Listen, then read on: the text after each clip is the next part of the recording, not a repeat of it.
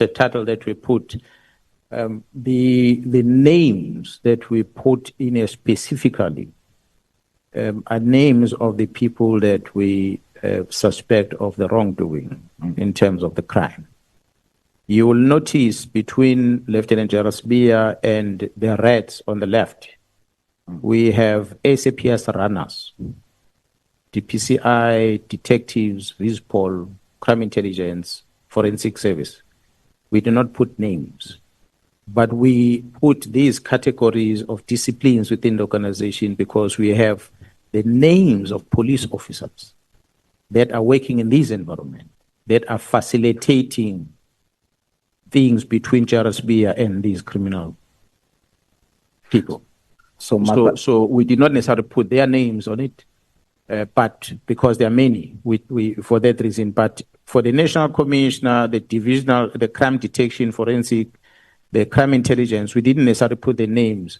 There are names of a head of crime detection, but she's not been accused of anything wrong. That's why I didn't put her name. We have the name of the divisional commissioner, crime intelligence. He hasn't done anything wrong. That's why we did not put the name.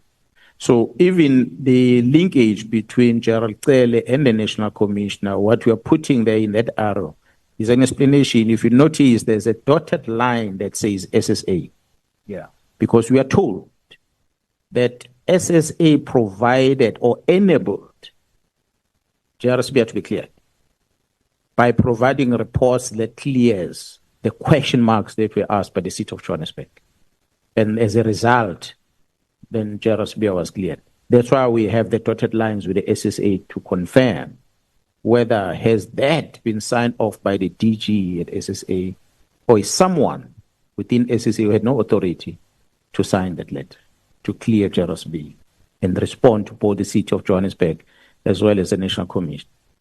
But when we are having the names on top, is because they are wrong that we see. Gerald Cele, for instance, when you see the link between Gerald Cele and Vusi Matlala, is because there's some racketeering that is happening. Gerald Cele sends Vusi Matlala an account number, account details.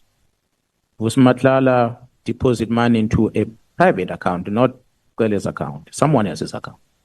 He puts money to that account and he sends a proof to Cele. Cele acknowledge the receipt of that.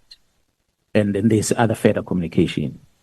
That's why I'm saying the communication between them is not about the arrest date. It's a communication we see dating back to 2024. There's criminality there that you need to investigate. Who was this money for? Now we're going to that bank account to see whether this money moved by Vusi into that account. Did it end with that account, or did it move from that account back to Cele somehow? That's why there's a target there. So it's not a target of appointment per se, but it's the name because of that line. We even wrote the communication dating back to December 2024. Yeah. So it is not the number of calls that was spoken about in the media. It's what we picked up as we're investigating.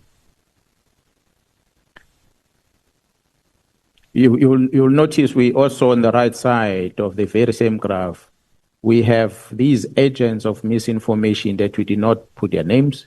Mm-hmm. We have the IPID, IDEC, and IGI. We did not put their names, although we know them because more than one player within those entities. But we know that these entities are the enabler of the wrong, not the entity as a whole, but some individuals within. That's why we flag them like that, because it's a place of interest.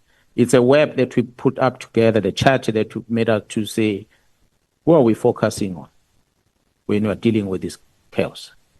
And these are the main people we are focusing on. And you'll ask yourself, we talk here about some MPs that are part of this chaos. And we find those MPs being part of the black and white bottom right corner. That's where they play, most of them. General, you testified that the dockets that was moved was a missed target. The target was actually General Khumalo because of what you called, I think, the Gauteng project. Counterintelligence ops. Yes. Yes, sir. Please explain, what is their plan with General Khumalo? The plan is to get him out of the service. If the National Commissioner were to transfer General Khumalo out of crime intelligence today and send him to a province somewhere where he's not going to disturb crime intelligence and this investigation, I believe they'll leave him